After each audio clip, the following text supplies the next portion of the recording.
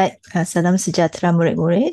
Okay, hari ini kita bersambung dengan topik fokus kita yang berikutnya, topik fokus yang ke-18, iaitu topik dalam bab 8 berkaitan dengan penubuhan Majlis Perundangan Persekutuan 1955.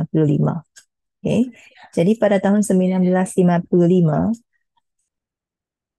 salah satu perkembangan utama di negara kita ialah berlakunya pilihan raya, hasil daripada usaha yang kita nampak sebelum ini dalam banyak kerjasama politik dan juga dalam usaha CLC memang mencadangkan pilihan raya, kemudiannya didesak oleh kemudiannya kita lihat kerjasama parti politik semasa persidangan kebangsaan pun berusaha mendesak, membuat keputusan untuk mendesak pilihan raya, dan akhirnya pilihan raya memang telah berlaku.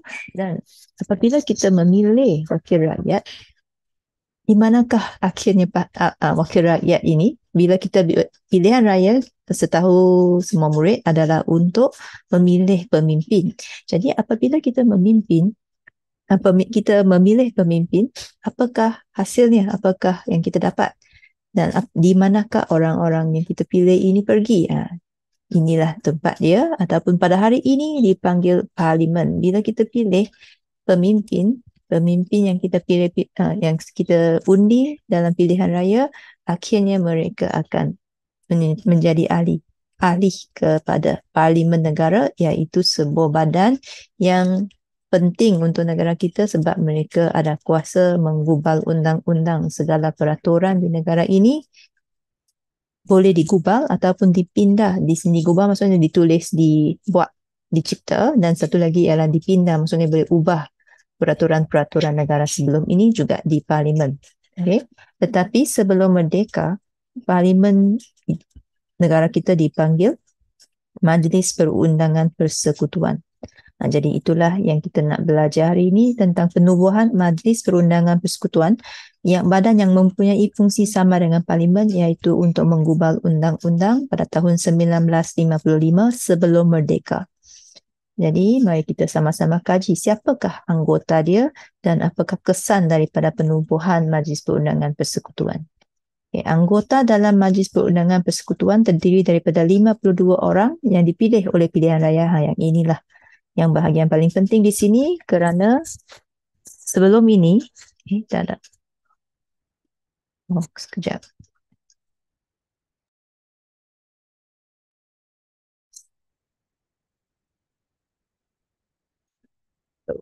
Okay, baik. Kerana sebelum ini, pemimpin kita semasa kita dijajah oleh British adalah dilantik, adalah pegawai yang dilantik oleh Pesuruhjaya Tinggi British. Jadi mari kita sama-sama lihat sedikitlah perbandingan dia dalam buku teks. Di buku teks ini kita boleh nampak di mana yang ini adalah yang sebelum pilihan raya, 52 orang dilantik. Okay. Semua ini adalah dilantik dan dia bukannya dipilih oleh rakyat. Jadi itulah perbezaan paling utama di sini, yang sebelum pilihan raya dan selepas pilihan raya, siapakah yang boleh jadi ahli anggota dalamnya, majlisnya. Okay. Kita kepada kad. Jadi untuk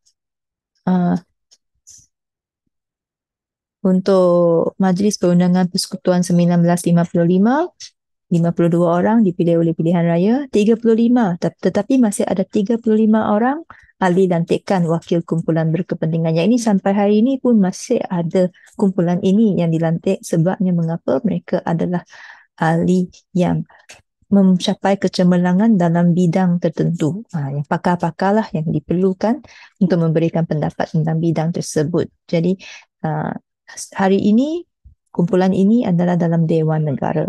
Okay. Jadi kemudiannya ada 11 orang menteri besar yang mewakili negeri dan 2 orang mewakili negeri-negeri selat, iaitu Pulau Pinang ataupun Melaka, dan satu lagi ialah, ini akhirnya isi dia adalah jumlah keanggotaan seramai 100 orang. Baik. Jadi inilah anggotanya. Sekarang kita sambung kepada kesan dia. Apakah kesan penubuhan Majlis Perundangan Persekutuan 1955? Kesannya ialah kerajaan diketuai oleh Ketua Menteri Tunku Abdul Rahman. Jadi ketua dia bukan lagi Pesuruhjaya. Pesuruhjaya Tinggi British masih kekal sebagai penasihat, tetapi ketua dia ialah Tunku Abdul Rahman. Okay. Jadi dan yang kedua, tugas pentadbiran PTM diambil alih daripada British. Dia adalah satu proses lah. Kita belum merdeka, tetapi tugas mula diambil dah daripada British. Jadi dia adalah satu proses 2 tahun ini sebelum kita capai. Pada masa itu tidak diketahui lagi masa kemerdekaan. Jadi dia proses. Jadi ini dilihat sebagai satu pencapaian besar lah, proses pertukaran dan pembaharuan berperingkat. Okay. Dan Pesuruhjaya Tinggi British ya, seperti mana yang cikgu sebut, dia masih menentukan hala tuju negara. Pegawai British adalah jadi penasihat keselamatan dan kuasa beransur. Beransur ni secara perlahan dipindahkan kepada rakyat tempatan, dan seperti yang kita dah bincang sebelum ini, bila berlaku pilihan raya, bila kita ada wakil rakyat dalam kerajaan yang sebenar, sistem ahli ini yang kabinet bayangan yang hanya untuk training latihan, dia dimansuhkan, dibatalkan lah terus. Dan keanggotaan MPP ini perkembangan pentinglah untuk demokrasi sebab dia menggambarkan kejayaan kerajaan yang dibentuk ini adalah terdiri daripada ahli yang dipilih oleh rakyat. Ya. Jadi secara ringkasnya itulah yang perkara penting di sini. First kita kena ingat ketua dia dan ambil alih kuasa, dan sistem ahli dimansuhkan, dan dia adalah perkembangan penting demokrasi kerana ahli dipilih oleh rakyat. Okay, sekarang kita pergi kepada latihan.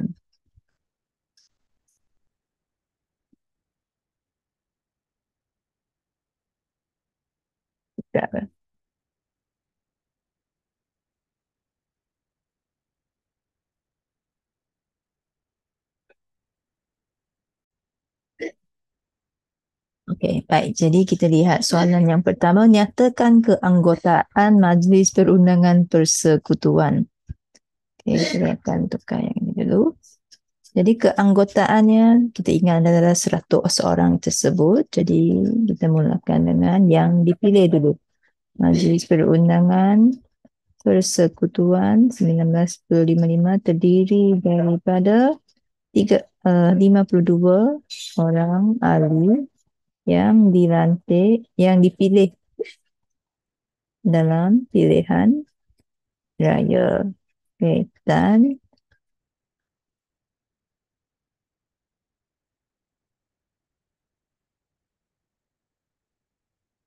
terdiri juga daripada 35 orang ahli yang dilantik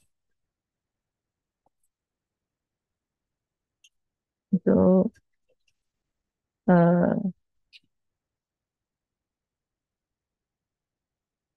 untuk mewakili kepentingan tertentu. Okay. Sekejap.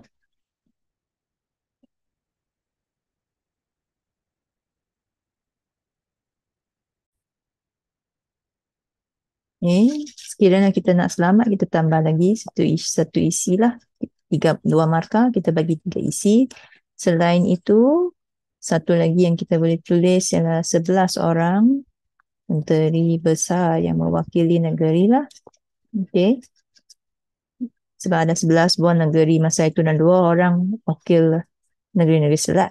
Okay. Jadi di sini cikgu tulis 3 isi ni sahajalah. Okay, seterusnya kita sambung kepada soalan B. Jelaskan kesan penubuhan Majlis Perundangan Persekutuan. Jadi kesan penubuhan Majlis Perundangan Persekutuan 1995 ialah yang pertama ialah diketuai oleh Ketua Menteri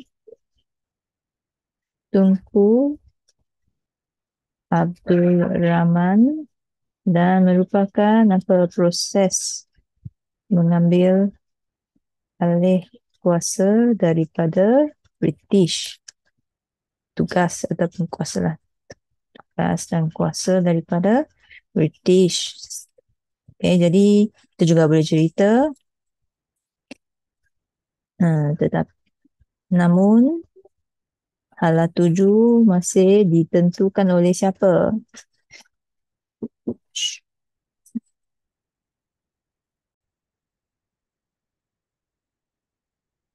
Okay, masih ditentukan oleh Pesuruhjaya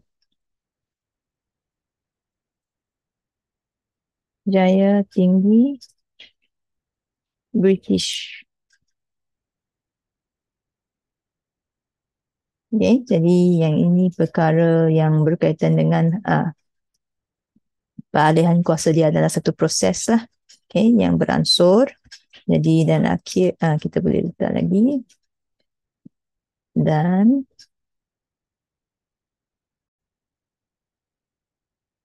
kuasa beransur dipindahkan kepada rakyat tempatan. Akhirnya kita dah tahu ialah sistem alih dimansuhkan. Okay, habis. Okay, juga mempunyai dan juga merupakan apa perkembangan demokrasi. Boleh juga perkembangan demokrasi negara. Okay. Seterusnya kita pergi kepada kebat. Soalan kebat, terangkan kepentingan penubuhan Majlis Perundangan Persekutuan 1955. Jadi kita tahu penubuhannya sangat penting sebab dia merupakan satu langkah perkembangan dalam demokrasi. Tadi kita dah ada.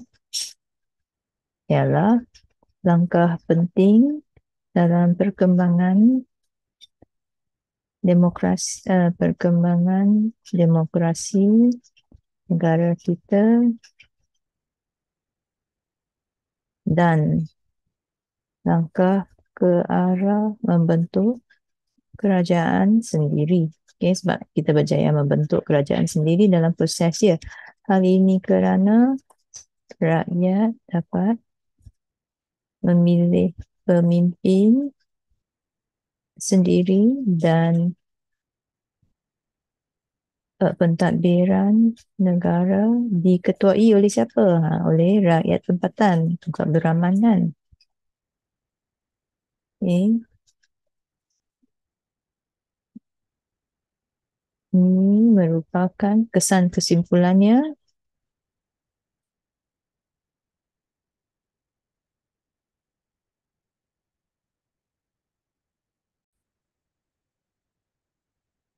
Okay, kesimpulannya politik negara stabil dan undang-undang digubal oleh rakyat tempatan. Okay, ini antaranya lah. Sebab telah kita lihat soalan ini, dia ada kaitan dengan politik lah, kuasa kerajaan di negara kita. Politik negara stabil sesuai lah sebagai kibat kesan yang kita nak letak di sini. Sekiranya nak letak negara aman dan isi lain-lain juga boleh, tapi sebagai huraian tambahan lah, kesan dia lah. Okay. Baik, jadi itulah sesi kita pada hari ini. Sekian, terima kasih.